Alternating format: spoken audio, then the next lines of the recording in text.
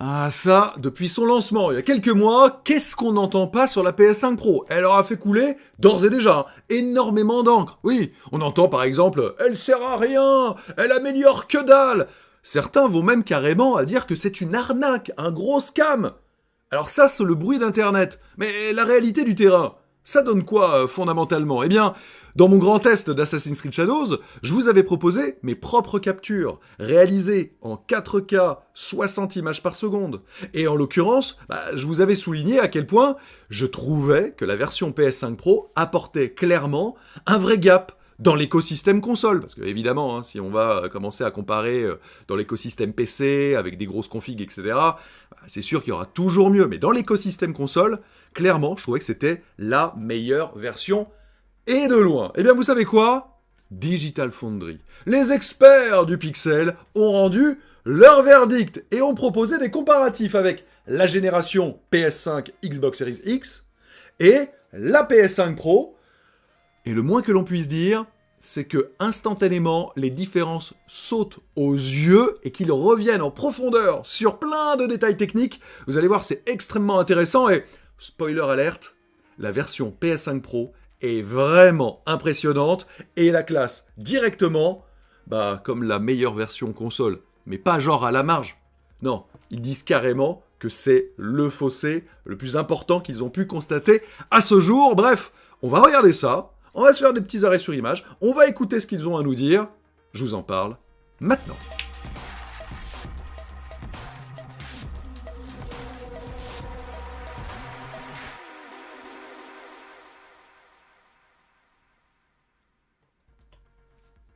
Bon, je vous propose que directement, on rentre dans le vif du sujet et qu'on regarde un petit peu. Alors, je vais me permettre de mettre des petites pauses. Là, regardons cette simple scène.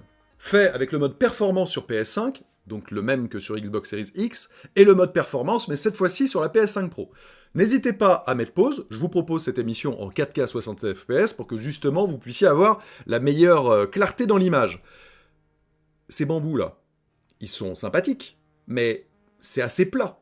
Alors que les bambous ici, eh bien, on voit clairement qu'il y a quelque chose de plus naturel qui est à l'intérieur de cette image. Ça, c'est l'illumination globale avec le ray tracing directement, qui va faire en sorte que tout va rebondir de manière beaucoup plus subtile. Regardez, là encore, c'est très plat comme éclairage.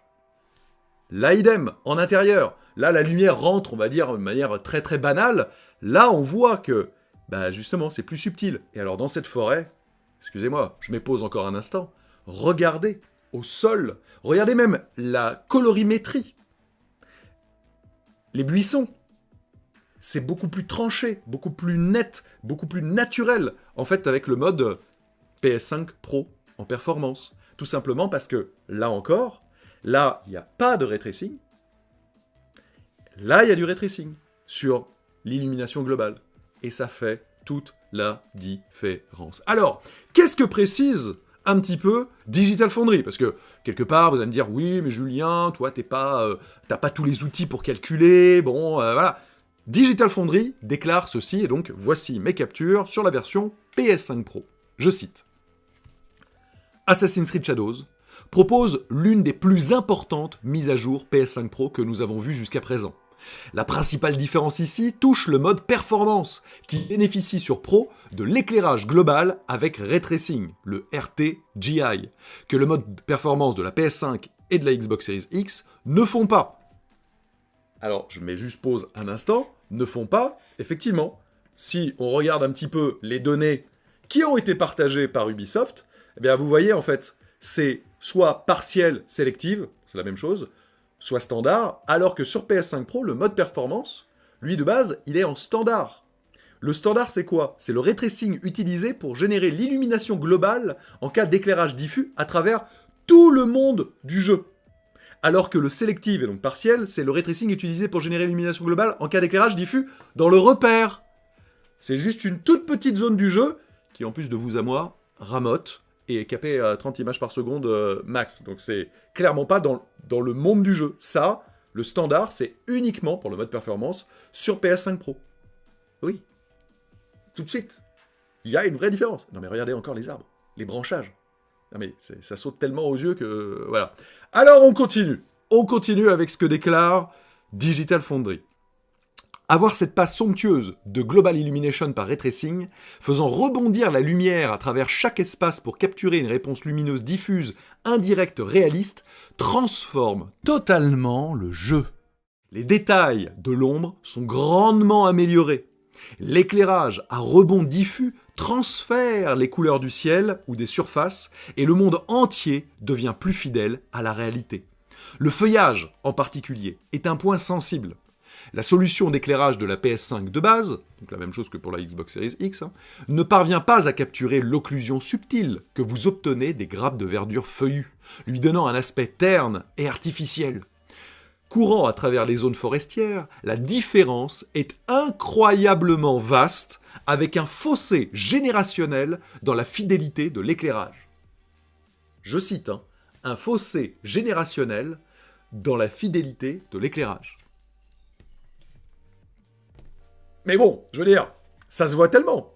Là, honnêtement, je veux dire, plein de fois, c'est au début de la PS5 Pro. Moi-même, je vous l'ai dit, je vous ai dit, là, pour l'instant, elle n'est pas indispensable. Les différences sur FF7 Rebirth, elles étaient max. Mais sur d'autres jeux, c'était quand même plus subtil. Là, voilà. Plus on avance, plus les développeurs aussi se font la main, prennent du temps de regarder un peu ce que ce nouveau hardware a à proposer. J'ai envie de vous dire, c'est systématiquement le cas quand même. Il faut toujours un petit peu de temps avant que la techno soit embrassée par les développeurs. Mais là, regardez-moi, cette forêt de bambou au loin. Enfin, ça saute aux yeux. Regardez, là, c'est très plat comme couleur. Là, ça ressort vraiment mieux. J'ai presque envie de vous dire, chaque brindille ressort mieux parce que l'éclairage avec le ray tracing rebondit de manière subtile. Voilà, c'est subtil, mais c'est ce qui permet à Digital Foundry de dire, je cite, un fossé générationnel dans la fidélité de l'éclairage. Il continue. Dans de nombreuses conditions d'éclairage, la version PS5 Pro ressemble presque à un jeu totalement différent. Là, ils ont été bluffés. Voilà, tout simplement. Une pensée pour ceux qui ont actuellement et qui, depuis des mois, on leur dit que leur console ne sert à rien du tout. Voilà, c'est le début. Probablement pas la fin. On va y revenir dans quelques instants. Dans l'ensemble, je pense que Assassin's Creed Shadows, c'est pas moi qui parle, c'est Digital Foundry, est énormément amélioré sur Pro en ce qui concerne le mode de performance, même si la qualité d'image et le taux d'image restent imparfaits.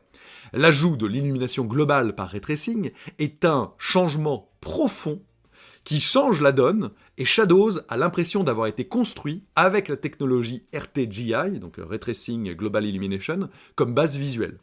Je suis sorti d'Assassin's Creed Shadows impressionné par le package technique qu'Ubisoft a assemblé ici. Il y a tellement de couches techniques soignées. Des systèmes dynamiques de vent et de particules qui rendent le monde vivant, au découpage environnemental de style Metal Gear Rising, à la géométrie virtualisée en tête d'affiche et aux effets de RTGI. Shadows présente un environnement de monde ouvert magnifiquement réalisé qui vous attire vraiment et trône dans les mondes les plus convaincants dans les jeux vidéo. Je me permets de mettre pause, parce qu'il dit encore d'autres trucs derrière, mais je suis totalement d'accord avec Digital Foundry. C'est ce que je disais dans mon grand test, et d'ailleurs je vous remercie, vous êtes d'ores et déjà plus de 100 000 à l'avoir visionné en 24 heures, ce qui en fait le test en France le plus visionné sur YouTube. Merci à vous. Très clairement, il y a des qualités, il y a des défauts à Shadows. Mais sa grande qualité, c'est son immersion. C'est son monde. C'est le changement des saisons. C'est les bourrasques de vent. C'est ce monde organique dans la manière de présenter ce décor. Je pourrais revenir sur le fait que ce décor, malheureusement, manque un peu de mystère et machin, tout ça. Bon, ok, que la qualité d'écriture, bon, ok. Mais le monde, il est magnifique. Si vous entendez autre chose, c'est juste des gens qui n'ont pas joué au jeu, ou bien qui sont sur une autre planète. Bon. La mise à niveau, ça recommence avec Digital Foundry, la mise à niveau de la version PS5 Pro est assez énorme dans son mode de performance 60 fps, qui semble honnêtement amélioré de manière générationnelle par rapport à son homologue de la console de base. Le RTGI semble avoir un impact considérable sur les performances ici. Mais il est absolument essentiel pour l'éclairage dans ce titre particulier. Il est indéniable de souligner à quel point le jeu est diminué sans la technique. Ce qui permet de souligner que, là on a vraiment un jeu où la différence est sensible. vraiment marqué. Une fois de plus, autant vous dire que pour les futurs gros jeux à venir, ça risque pas d'aller en sens inverse, hein, bien sûr. Il est indéniable de souligner à quel point le jeu est diminué sur la technique. Dans ce contexte, il s'agit probablement de la mise à jour PS5 Pro la plus transformatrice que nous ayons vue jusqu'à présent. Voilà, la mise à jour la plus transformatrice. C'est quand même intéressant. Alors, intéressant là aussi de voir que nous avons Nicolas Lopez. Alors Nicolas Lopez, peut-être que ça ne vous parle pas, c'est quand même l'architecte technique et responsable du GPU sur Assassin's Creed Shadows et le moteur Anvil chez Ubisoft Montréal. Donc c'est entre autres lui et ses équipes qui ont fait tous ces trucs techniques. Eh bien, voilà ce qu'il dit. Il dit « Nous avons fait un effort supplémentaire pour la PS5 Pro et voulions offrir une amélioration significative avec la puissance supplémentaire. » Et donc, il citait le tweet initial de Digital Foundry qui donc expliquait tout ce que je viens de vous dire. Hein. Vous voyez, hein, des PS5 Pro deliver one of the most substantial upgrades we have seen on Sony Enhanced Console. Voilà. Alors, il va un petit peu plus loin. Parce que parmi les choses techniques qui semblent manquer pour l'instant, il n'y a pas le PSSR. Vous savez, le PSSR, c'est le PlayStation Super Spectral Resolution. Il n'y a pas le Super, c'est PlayStation Spectral Resolution. Voilà, allez hop, let's go. Et regardez, quelqu'un lui demande, est-ce que, justement, il y a une raison particulière pour laquelle vous n'avez pas implémenté le PSSR? Et il répond, ça, en gros, c'est si j'étais vous, je resterais à l'écoute. Smiley, genre, hey, lol, hein, on s'est compris. Bah, on s'est compris quoi? Bah, c'est que ça arrive. Voilà. C'est qu'une fois de plus, cette technologie, si tu veux le faire bien, ça prend un peu de temps, tu apprends, machin, d'autant plus que le PSSR, c'est vraiment une technologie qui va évoluer, qui va s'améliorer. Rappelez-vous, il y a quelques jours de cela, officiellement, hein, donc de la bouche même de Marc Cerny, l'architecte de la PS5 et de la PS5 Pro, nous disait que dans les mois à venir, le PSSR allait être amélioré grâce au partenariat qui a été noué entre PlayStation et AMD. Et que le PSSR, donc, sur la PS5 Pro, et plus tard sur la PS6, mais enfin déjà sur la PS5 Pro, eh ben, il est amené à être boosté et à se rapprocher du FSR 4 qui vient d'être lancé sur PC et qui donne de superbes résultats avec les dernières générations de cartes AMD. Alors, oui, évidemment, la PS5 Pro est chère. Ça, pas de problème là-dessus, je ne reviendrai pas sur cette question, c'est un fait, c'est factuel. Dire elle est chère ou elle est trop chère, alors trop cher, c'est toujours dépendant de vos finances, parce qu'elle reste beaucoup moins chère qu'une grosse carte graphique d'un PC, hein, juste la carte graphique, mais ceci est un autre débat. Mais à la fois, ça reste aussi, factuellement, la meilleure console du marché aujourd'hui. Et en fait, là on prend le cas de Assassin's Creed Shadows. Parce que franchement, je veux dire, ça saute aux yeux. Regardez, l'ombre là au fond, par rapport à là. La profondeur du lieu, là ça a l'air beaucoup plus mystérieux. Regardez comme c'est plat comme éclairage et comme c'est plus subtil ici. Alors évidemment, pour bénéficier, il faut un bel écran, etc. Ça c'est certain. Il faut aussi aimer un peu l'analyse technique au détail, etc. Mais pour le reste, oui, ça saute aux yeux. Et de vous à moi, j'ai quand même envie de vous dire que ça commence à se répandre. Parce que, par exemple, sur Kingdom Come Deliverance 2, qui est sorti cette année, mais la PS5 Pro apportait déjà un vrai confort supplémentaire, en étant la seule console, évidemment je parle de l'écosystème console, hein, à proposer à la fois la meilleure résolution et les meilleurs perfs, parce que c'était un mode qui cumulait meilleure résolution et 60 images par seconde. Monster Hunter Wilds était aussi joliment boosté. Bon, sans parler de FS7 Rebirth, hein, sur lequel c'est le jour et la nuit, et mon petit doigt me dit, il est là mon petit doigt, que sur des jeux comme Death Stranding 2 par exemple, un jeu first party, bah je pense que les résultats risquent d'être intéressants. Idem pour Ghost of Yotei, un autre jeu first party, 2 jeux qui sont prévus pour cette année, pour 2025. Voilà, et qui donc, en tant que jeu first party, vont évidemment tirer le meilleur de la PS5 Pro, voilà. Et puis, l'éléphant hein, dans la salle, là, on en parle ou bien, bah oui, parlons-en. Normalement, à la fin de l'année, ou peut-être l'année prochaine, mais ça nous verrons bien, GTA 6. Mais qui peut croire que la version PS5 Pro sera strictement similaire à la version PS5 et donc Xbox Series? Il y aura sûrement, alors une fois de plus, est-ce que ce sera générationnel, comme dans le cas là, de Assassin's Creed Shadows? On attendra de voir. Mais homme de peu de foi qui déclare qu'il y a zéro différence, que on verra rien du tout, bah non, etc. J'ai l'impression que une fois de plus, il va être question de déglutir un petit peu. Alors cela dit, la plupart de ceux qui ont défoncé la PS5 Pro sont soit des ultra pro PC, etc., soit les mêmes qui clamaient que la PS Portal était tellement inutile que ce serait un four, qui voyaient même pas qui ça pourrait intéresser. Résultat, c'est un très beau succès pour Sony. Voilà. Donc, les humeurs et les bruits des internets, la réalité du terrain. Alors qui peut parfois mettre un petit peu de temps à arriver.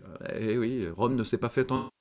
Mais qui là commence, doucement mais sûrement, à lever le voile vers des améliorations sensibles. Voilà. Et que donc ceux qui ont pris une PS5 Pro, ils auront tout simplement la meilleure version console, réellement. Voilà. Pour les esthètes, pour ceux pour qui ça a un sens, ce qui n'est pas forcément le cas de tout le monde, et c'est pas grave, parce que la version PS5 ou Xbox Series X d'Assassin's Creed Shadows, c'est pas catastrophique, hein, du tout. Hein. C'est juste moins bien.